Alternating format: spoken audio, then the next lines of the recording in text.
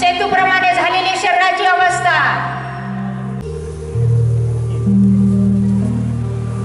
योग्य किंचित करत आहेत. हाताने पाय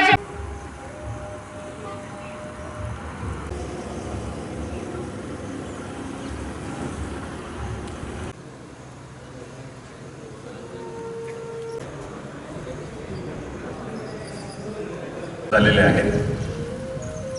त्यांचं स्वागत श्री प्रफुल्ल लहाने, महाव्यवस्थापक गुणवंत. आपण सर्वजण महावीस कर्मचारी अधिकारी यांचं शब्द बोलण्यामध्ये किंवा भाषणामध्ये न घालवता जागतिक पातळीवर साजरा होत आहे. युनोमध्ये आपल्या देशाचे पंतप्रधान मान्य श्री नरेंद्रजी मोदी यांनी हा ठराव मांडायला लावला आणि योग दिवस प्रत्येक वर्षी साजरा झाला पाहिजे यासाठी प्रयत्न केले आणि त्याच्या मुद्द्यापासून हा योग शब्द आलेला आहे. यूज म्हणजे काय? सगळ्या गोष्टीसाठी योग हा निशुल्क असा उपाय आहे आणि योगासनाला कुठे योग आत्मसात केलं पाहिजे आणि त्यांच्या दैनंदिन आयुष्यामध्ये याच्यापुरता मर्यादित न राहता आपल्या आयुष्याचा होऊ शकते. या निमित्ताने आजचा हा योगाचा कार्यक्रम किंवा प्राणायाम आणि योगाभ्यास हे आपण सुरू आणि त्या गोष्टीची त्यांना गरज पण नाही, परंतु जे जोडलेले नाहीत त्यांनी याचा अनुभव निश्चितपणे घेऊन बघावा आणि काय आपल्या आयुष्यामध्ये फरक पडतो याची आपण काहीतरी संकल्प करतो आणि तो 3 जानेवारीपर्यंत विसरून जातो. प्रत्येक जण कोणतरी सांगते, कोणी चहा सोडायला सांगते, कोणी तंबाखू सोडायला सांगते, कोणी सिगारेट सोडायला सांगते आणि आपण तसं ठरवतो किंवा 1 जानेवारीपासून आपण रेग्युलर योगा करायचा, 1 जानेवारीपासून आपण चहा सोडायचा, काही व्यसन असेल तर ते सोडायचं आणि मग 2, 3, 4 जानेवारी आली की ते परत मोडून जातं आणि याच्यामुळं झालंच नाही. आणि त्यामुळं आपल्याला कधी कधी मग आपल्या व्यस्ततेमुळं कधी कधी जाऊ द्या ना, आता सध्या बरं चाललंय ना, कुठं काय त्रास नाही तर कशाला त्रास करून घ्या, अशा आयुर्भाज्यामध्ये आपण राहतो आणि योगाकडे दुर्लक्ष करतो. परंतु आता जागतिक पातळीवर योगाचं महत्त्व लक्षात आलेलं आहे आणि योगावर अनेक लोकांनी PhD केलेले आहेत, अनेक लोकांनी रिसर्च केलेला आहे. कुठलाही खर्च न करता फक्त वेळ आपल्याला त्याला द्यावा लागतो आणि मी नेहमी आपल्या सगळ्यांना सांगत असतो की 24 तास आपल्याला दिवसाचे दिलेत, म्हणजे निसर्गानं एका दिवसाचे 24 तास आपल्याला दिलेत, तर त्यातला 1 तास आपल्या योगासाठी आणि 1 तास आपल्या अध्यात्मासाठी आपण दिलं पाहिजे आणि जीवनाचा आनंद घेऊ शकतो. नाहीतर एकदा मग 50 संपले की मग हळूहळू अनेक व्याधी, अनेक तक्रारी, अनेक आजार आपल्या शरीरात येणार नाहीत आणि आले तर ते टिकणार नाहीत शरीरात. तर याचं महत्त्व आपण सर्वांनी घेतलं पाहिजेत आणि म्हणून जरी शासकीय कार्यालयामध्ये होतं आहे, परिपत्रक आहे, बऱ्याच कार्यालयामध्ये होत पण नाही आहे, परंतु या निमित्तानं 4 शब्द योग गुरुच्या आपल्या कानावर जातील आणि 100 लोक इथं असतील, 100 पैकी 25 लोकांनी जर मनावर घेतलं, सवय लागली तरी खूप झालं. पण मला वाटतं की आपण सगळ्यांनी, माझ्यासहित सगळ्यांनी हळूहळू आपण सुरू करावं. कधी थोडं, कधी जास्त, कधी चुकीचं करत बरोबर आपण करायला लागतो आणि कोणाचं आपल्याला वाटलं तर मार्गदर्शन घेणं आणि ह्या गोष्टी करत असताना आपण निसर्गाच्या जवळ गेलं पाहिजेत. कारण योग आणि अध्यात्म ह्या 2 गोष्टीला जर आपण जवळ केलं तर कुठले विकार आणि अविचार कुठले आपल्या जवळ येत नाही. आणि त्याच्यासाठी आपण बऱ्याच वेळेस काय म्हणतो, हे काय थोतांड आहे, हे काय ते रामदेव बाबाला काही काम नव्हतं म्हणून सुरू केलंय, किंवा योग गुरुला काही काम नाही म्हणून त्याने आता सुरू केलेलं आहे, असं आपण दुसऱ्यावर काहीतरी खापर फोडतो आणि आपण बाजूला होऊन जातो. तसंच अध्यात्माच्या बाबतीमध्ये सुद्धा होतं की काहीतरी त्यांना लिहायचं होतं ते लिहिलं, आताच्या काळामध्ये काय उपयोग पडतोय, परंतु तसं नाही आहे. म्हणजे ज्ञानेश्वरी आपण वाचली नाही म्हणून ज्ञानेश्वराचं नुकसान होत नाही, नुकसान आपलं होतं हे जे मी म्हणतो. याच्यासाठीच म्हणतो योगा आपण नाही केला, आपण आत्मसात नाही केला तर पतंजलीचं काही नुकसान होत नाही आहे किंवा ज्यांनी यामध्ये काम केलंय त्यांचं कुठलंही नुकसान होत नाही. म्हणजे चरक संहितामध्ये जे आपलं आयुर्वेदाचं महत्त्व दिलेलं आहे, अख्खा दवाखाना आपल्या किचनमध्ये असताना आपण किती पैसा दवाखान्याला खर्च करतो, मेडिकल स्टोअरवर किती पैसा दररोजचा खर्च होतो. तुम्हाला जर आकडेवारी सांगितली देश पातळीवरचे, राज्य पातळीवरचे, तर आपल्याला डोळे दिपून जातील. शुगर लेवल किती असली पाहिजेत याच्यावर गडबडी करून लोकांनी औषधं किती मोठ्या प्रमाणामध्ये विक्री केलीत आणि किती अब्जाधीश, हजारो कोटी, हजारो अब्जाधीश त्याच्यामधून पैसे कमवलेले आहेत. आणि आपण मात्र आपण पैसे आपल्या खिशातले खर्च करतो. तर इथं काहीही खर्च न करता आपल्याला जर आपलं आरोग्य मेंटेन करता येईल. आणि खरं आहे, जुन्या लोकांनी जर सांगितलं हेल्थ इज वेल्थ, परंतु काय होते दुर्दैवानं आपल्याला हेल्थ इज वेल्थ म्हणजे आरोग्य ही संपत्ती आहे. काय संपत्ती असते शरीराची, तसं अन्न हे पूर्ण परब्रह्म आहे म्हणतात.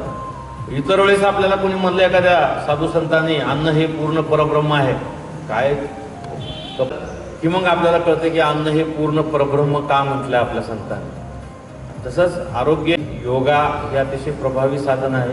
आज आपल्याला योग गुरु सांगतील, इथं बऱ्याच जणांना येणार नाही, त्याचा प्रयत्न करा किंवा किमान ते शिकून तरी घ्या. आज नाही तर आपल्याला 8 दिवसानंतर ते निश्चित येईल. आणि माझ्या स्वतःच्या अनुभवावरून सांगतो, 10 दिवस आपण प्रॅक्टिस केलं की सगळे प्राणायामाचे प्रकार, सगळे योगाचे प्रकार आपण हेल्थ रिडिंगचा हजेरी लागतो आणि 5.5 लाख तिथं 100% हजेरी द्यावं लागतं. जर कोणता अधिकारी नाही गेला तर त्या ग्रुपवर शोकॉज नोटीस पडतो असते साजर.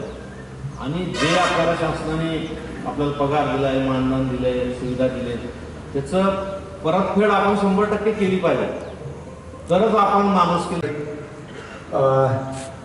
कर्मचारी आहे. मी 1908 जवळपास 350 शिबिरे मी जिथे म्हणाल तिथं फ्रीमध्ये शिबिरे लावतो. तुम्ही सांगा कॉलनीत सर आमचे 10 जण आहेत तर तुम्ही येऊन मार्गदर्शन करा. निश्चितपणे मी तिथे जाऊन करण्याचा प्रयत्न करतो. बालसंस्कार शिबिरे असेल कुठे असो, तर हा मला एक व्यसन नडलेलं आहे. तर त्याप्रमाणे योगाचं कार्य करण्याचा माझा प्रयत्न आहे.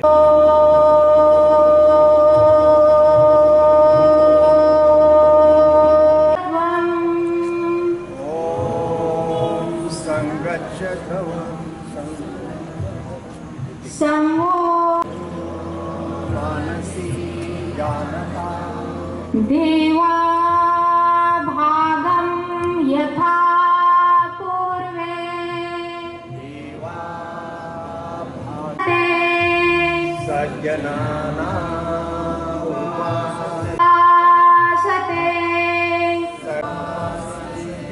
दोन्ही हाताचं घर्षण, हात डोळ्यावरून फिरून घ्या.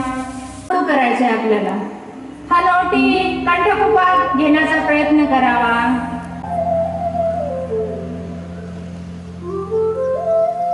श्वास घे, सावकाश, मान मागे, हळूहळू करायचंय.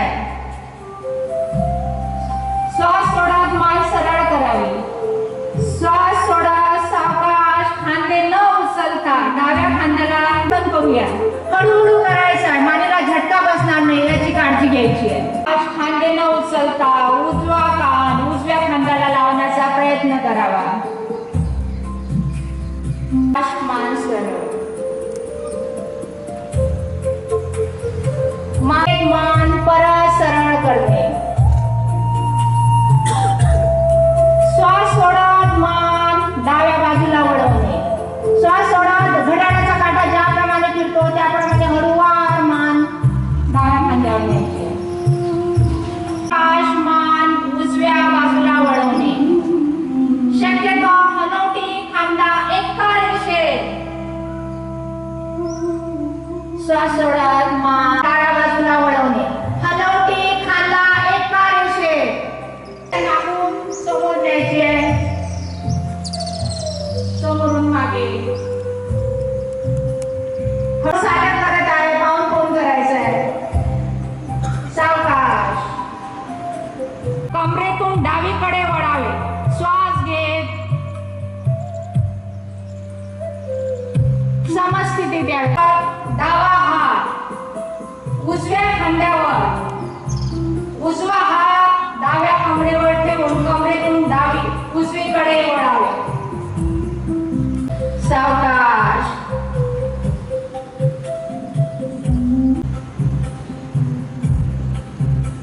सावकाश. परत हे आवर्तन विरुद्ध बाजूने. पायाच्या हालचाली करायची आपल्याला. खुर्चीवर बसायचं. थोडा सावकाश 90 अंशापर्यंत वाकवावे. गुडघ्यातून 90 अंशापर्यंत. आपण जसं खुर्चीवर बसतो तसं खुर्चीवर बसायचं आहे आपल्याला. सावकाश प्रक्रिया आहे. दोन्ही पाय खांद्यावर अंतर ठेवून उभे राहावे. दोन्ही हात समोरून घेऊन सरळ ठेवावे. श्वास सोडत सावकाश गुडघ्यातून पाय येऊन शरीराचा तोल सांभाळणे. पायाच्या बोटावर उभं राहायचं आहे आणि तोल सांभाळायचा आहे. श्वास रोखून ठेवायचा आहे. सावकाश नजर स्थिर व श्वास संथ असावे. सरळ डोक्यावरती घेत त्याची नमस्कार स्थिती करावी. नजर स्थिर. बघा याप्रमाणे एकाग्रता वाढवतो आपला. सावकाश खाली आणा. पायाच्या रेषे. ज्याला कमरेचा त्रास आहे त्याने समोर टाकू नका. जमिनीला टेकवण्याचा, ज्याला कमरेचा त्रास नाही त्यांनी जमिनीला टेकवणे तरी चालतात. खाली वाकायचा आहे. हात पायाच्या जवळ. पायाची आणि हाताची बोटे एका रेषेत. मन शांत करून घ्यायचं आहे. पुढच्या आवर्तनासाठी श्वास हळूहळू घेत मागे जाणे. आसन स्थितीत 10-20 सेकंद थांब.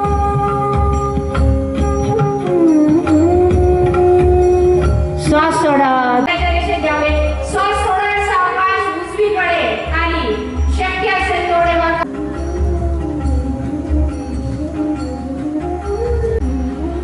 श्वास सोडत असं स्थिती सोडायची आहे. सरळ. आता डावा हात उजव्या बाजूला टेकून वर गेलेले हात. लवचिकता, शरीराची लवचिकता. सावकाश असं स्थिती सोडायची आहे.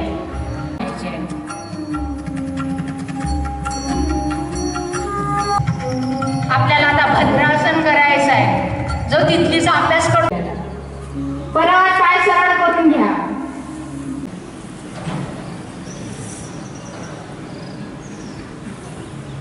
आता आपल्याला करावा. आसन स्थिती. श्वास कमरेतून डाव्या बाजूला वळावे. उजवा हात उजव्या पायाच्या पाठ ताठ ठेवावी. श्वसन संत ठेवून आसन स्थितीचा त्रास होत नाही त्यांनी टिकून ठेवावा. गोड्या सुटतात आपल्या. नाही शिथिल करून घ्यायचा. दोन्ही हात कोपरातून वापरून डाव्या हातावर उजवा हात. या आसनाचा लाभ. या वक्रासन आसनं केली आहे ना. समोर येऊन जा. समोर या. परत शरीर वरती उचलावे. हात कोपरातून वापरून जमिनीवर. परत एक वेळा हे आसन घेऊया. श्वास सोडा. मान वरती. मान आणि खांदे शिथिल ठेवा. याचे लाभ पाठीची व पोटाची ताकद आपली सुधारते या आसनाने. अर्ध हलवता. पोटावर घ्या. दोन्ही पाय पोटावर घ्यायचे. ठेवावा. हळूहळू सद्धवार. आपला श्वसन सद्ध ठेवायचा आहे. पचन शक्ती वाढते. शरीराचा ताण कमी होते.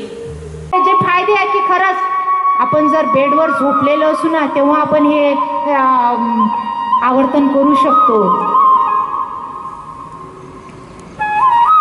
बसलेल्या अवस्थेत करू शकतो. जमिनीवर, चेअरवर, कुठे पण. आपण यानंतर भ्रामरी प्राणायाम करणार. त्याने आपण चष्मा शोधतो. चष्मा कुठे आहे, चष्मा कुठे आहे. खरंच भ्रामरीचे रोज 2-3 आवर्तन तरी केले पाहिजे. ध्यानस्थितीत बसणे. श्वास घेत आणि सावकाश नियंत्रित श्वसन बाहेर सोडत भुंग्यासारखा आवाज करत श्वास घेत